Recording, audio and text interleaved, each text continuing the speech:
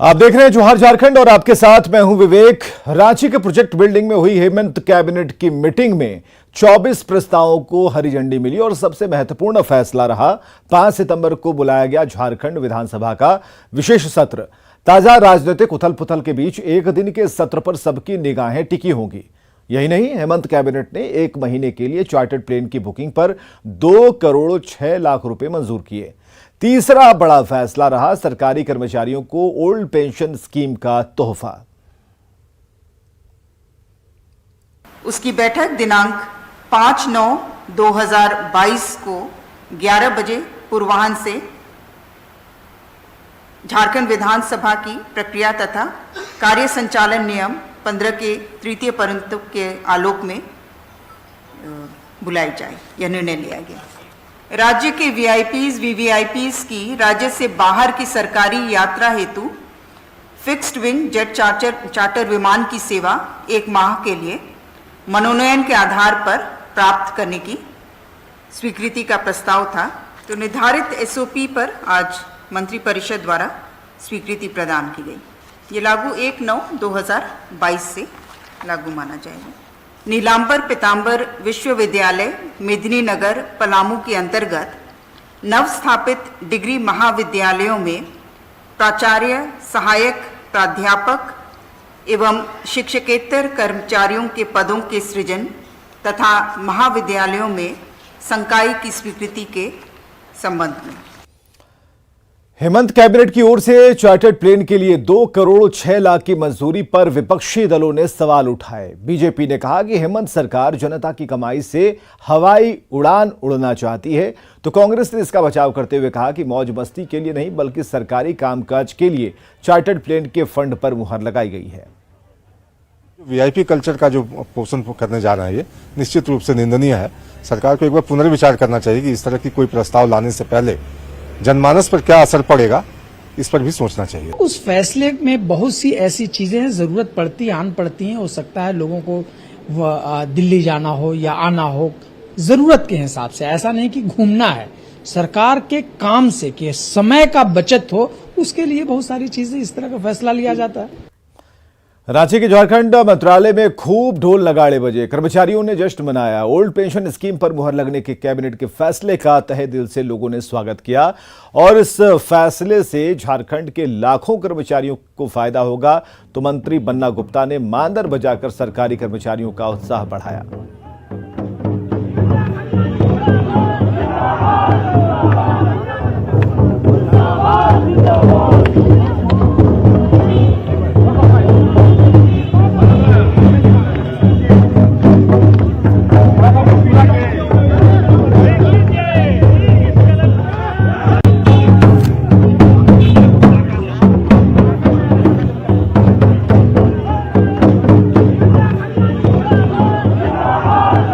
आज के बाद हम लोग पुरानी पेंशन के भागीदार होंगे और नई पेंशन की आज से ही विदाई हो गई और बुढ़ापे का लाठी हम लोगों को मिल गया। पुरानी पेंशन में कर्मचारियों के लिए पेंशन की एक गारंटी है। अंतिम वेतन का 50% जो है पेंशन के रूप में मिलता है। नई पेंशन जो है, पैसे सरकार का उतना ही खर्च होता है, लेकिन यह पैसा शेयर मार्केट के अंधेर नगरी में इसको डाल दिया जाता है और कोई उसमें सिक्योरिटी नहीं है, कोई सिक्योरिटी नहीं है कि अंत में कितना पेंशन मिलेगा। तो एक कर्मचारी को क्या चाहिए? बुढ़ापे में उसको सुनिश्चित पेंशन चाहिए और पुरानी पेंशन में यह सुनिश्चित पेंशन है। यूपीए ने राज्यपाल से मुख्यमंत्री हेमंत सोरेन की विधायकी को लेकर चल रही अफवाहों को लेकर हालात साफ करने की मांग की और इस सिलसिले में यूपीए गठबंधन ने प्रतिनिधिमंडल ने राजभवन में राज्यपाल रमेश बैस से मुलाकात की और झारखंड में फैली राजनीतिक ऊहापोह को लेकर ठोस फैसला लेने की अपील की गई। इस पर राज्यपाल ने यूपीए नेताओं से कहा कि उन्हें चुनाव आयोग की चिट्ठी मिल गई है, जिसमें कुछ बिंदुओं पर वो कानूनी विशेषज्ञों से राय मशविरा कर रहे हैं। वो 1-2 दिन के अंदर अपनी राय निर्वाचन आयोग को भेज देंगे। छत्तीसगढ़ की राजधानी रायपुर के मेफेयर रिसोर्ट में रह रहे यूपीए गठबंधन के विधायक मीडिया के सामने आए और एकजुटता का दावा किया। इन विधायकों ने यह भी कहा कि वो यहां झारखंड और छत्तीसगढ़ सरकार के खर्चे पर नहीं बल्कि अपने खर्चे पर रह रहे हैं। विपक्ष के इन आरोपों को सिरे से खारिज किया है कि राजनीतिक अस्थिरता के इस दौर में झारखंड सरकार झारखंड की बुनियादी जरूरतों या बुनियादी आवश्यकताओं की पूर्ति नहीं कर रही है। हमारी सरकार पूरी मजबूती से कैबिनेट में झारखंड के हितकारी फैसले ले रही है और सरकार अपना काम कर रही है। हम लोग यहाँ अपने प्राइवेसी में अपनी कुवत पे रहने वाले विधायक हैं। हमें किसी तरह के पैसे खर्च कराने की जरूरत नहीं है। लेकिन आज ये परिस्थिति क्यों आई, ये भाजपा से अगर आप लोग सवाल करके बता पाएंगे तो हमें बहुत खुशी होगी। हम लोग अपने बलबूते पर ये सारे चीज कर रहे हैं। ये न छत्तीसगढ़ की सरकार की खा रहे हैं हम, न अपनी सरकार की खा रहे हैं। हम अपने सक्षम हैं, एमएलए हैं हम लोग, तो निश्चित रूप से अपने खर्चे पर सब यहाँ पर सुरक्षित होने के लिए, सुरक्षित रहने के लिए, एकजुटता के लिए हम लोग यहाँ पर पड़े हुए। जमशेदपुर के नेताजी सुभाष विश्वविद्यालय में नए छात्रों के लिए परिचय 2022 कार्यक्रम का आयोजन हुआ, जिसमें नए छात्रों को यूनिवर्सिटी के नियम कानूनों की जानकारी दी गई। झारखंड के कानून सचिव नलिन कुमार ने कहा कि यूनिवर्सिटी के 3 साल भावी पेशेवर जिंदगी के लिए बेहद महत्वपूर्ण हैं, जबकि यूनिवर्सिटी के कुलाधिपति मदन मोहन सिंह ने कहा कि यहां जल्द ही मेडिकल कॉलेज और अस्पताल खोले जाएंगे, जहां हर तरह की हाईटेक सुविधाएं होंगी। समारोह में 6000 से ज्यादा छात्र और अभिभावक शामिल हुए। हर विद्यार्थी अलग अलग फैकल्टी के आपस में मिलजुल करके और नए नए इंडक्शंस ये करें, इनोवेशंस करें, और मेरी शुभकामना है। बोला कि डिसिप्लिन में रहिए और अटेंडेंस ठीक कीजिए। बाकी सब यूनिवर्सिटी आपका देखेगा, पढ़ाई से लेकर प्लेसमेंट तक। और दूसरा कि जमशेदपुर में, आदित्यपुर में फिर हम मेडिकल कॉलेज देने जा रहे हैं, जो 4 साल में प्रारंभ हो जाएगा 150 बच्चों MBBS के साथ, और 2 साल में यहाँ अच्छा हॉस्पिटल 350 बेड को हम देना चाहता हूँ। ये काफ़ी अच्छा इनिशिएटिव रहा। ये यूनिवर्सिटी लगभग 4 वर्ष पुराना है और 4 वर्ष में ही यहाँ अभी तक जो मुझे बताया गया कि लगभग 1600 एडमिशन हो चुका है।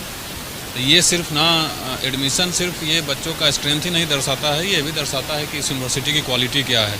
और ये कम से कम 1600 परिवार को अपने पैरों पर खड़ा करने का, 1600 परिवार बनाने का काम कर रहे हैं। इसके लिए रामगढ़ जिले में गरज के साथ जोरदार बारिश हुई और बारिश के बाद मौसम काफी सुहाना हो गया। सड़कों पर बारिश का पानी भर गया, हालांकि किसानों के चेहरे खिल उठे। दूसरी ओर गर्मी से परेशान लोगों को राहत भी मिली है। स्थानीय लोगों का कहना है कि इस बारिश से किसानों को काफी फायदा होने वाला है। जिले में गरज के साथ जोरदार बारिश हो रही है, इसके कारण मौसम सुहाना हो गया है।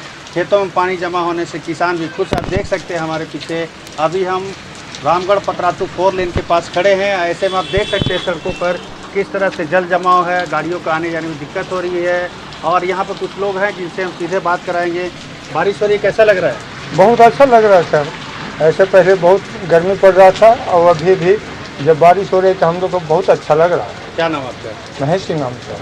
तो एक और बात, कैसा लग रहा है? बारिश हो रही है, बहुत राहत मिला सर। और ये बारिश से हम लोगों को गर्मी से जो परेशान थे उससे पूरा राहत मिला है। किसान लोग को भी फायदा है इससे, और हर जगह पानी हो जाएगा, खेती बाड़ी में भी। क्या नाम आपका? मेरा नाम नईमुद्दीन अंसारी। तो आपने सुना अभी कि लोग इसका मतलब स्वागत कर रहे हैं जो बारिश हो रही है, लेकिन सड़क के साथ जो बारिश हो रही है इसके कारण लोगों को कुछ परेशानी हो रही है। आप देख सकते हैं सड़कों पर सन्नाटा पसरा हुआ है, जोरदार मूसलाधार बारिश हो रही है। आवेद खान, न्यूज़ 18, रामगढ़। दुमका की छात्रा हत्याकांड मामले में पोक्सो एक्ट की धाराएं जोड़ दी गई हैं। इससे पहले दुमका पुलिस की FIR में मृतका की उम्र 19 साल बताई गई थी, जिसके बाद सुधार कर 15 साल किया गया। बाल कल्याण समिति ने दुमका के SP को इस मामले में पोक्सो एक्ट के तहत धाराएं जोड़ने की सिफारिश की थी। समिति ने पाया कि मृतका की उम्र 15 वर्ष 9 महीने थी। 2012 की धारा जोड़ने की अनुशंसा की थी, जिसके आलोक में दिनांक 31/8/2022 को शाम में इस केस में पॉक्सो एक्ट की धारा 12 जोड़ दी गई है। चतरा पुलिस ने प्रतिबंधित नक्सली संगठन TSPC के जोनल कमांडर भैरव गंजू उर्फ भास्कर को गिरफ्तार कर लिया। उसके पास से अमेरिकन राइफल समेत कई हाईटेक हथियार और नक्सली साहित्य बरामद किए गए। पुलिस के मुताबिक गिरफ्तार नक्सली पर कई कांडों में शामिल होने का आरोप है। पुलिस गिरफ्तार नक्सली से पूछताछ कर रही है। पुलिस को गुप्त सूचना प्राप्त हुई थी कि सिमरिया थाना क्षेत्र के कसियातू जंगल के पास TPC के जितने भी शीर्ष कमांडर हैं वो एकत्र होने वाले हैं। उक्त आधार पर हम लोगों ने चतरा पुलिस ने CRPF के सहयोग से एक अभियान चलाया था। उस अभियान में हम लोगों ने TPC के जोनल कमांडर भैरव उर्फ भास्कर उर्फ वीरप्पन, इसको गिरफ्तार करने में सफलता पाई है। और इसके साथ ही हमें 2 अत्याधुनिक इंसास हथियार एवं अमेरिकन M4 राइफल, इसके अलावा लगभग 700 राउंड विभिन्न कैलिबर्स की गोलियां, ये हमने बरामद की हैं। और आइए देखते हैं झारखंड 2020।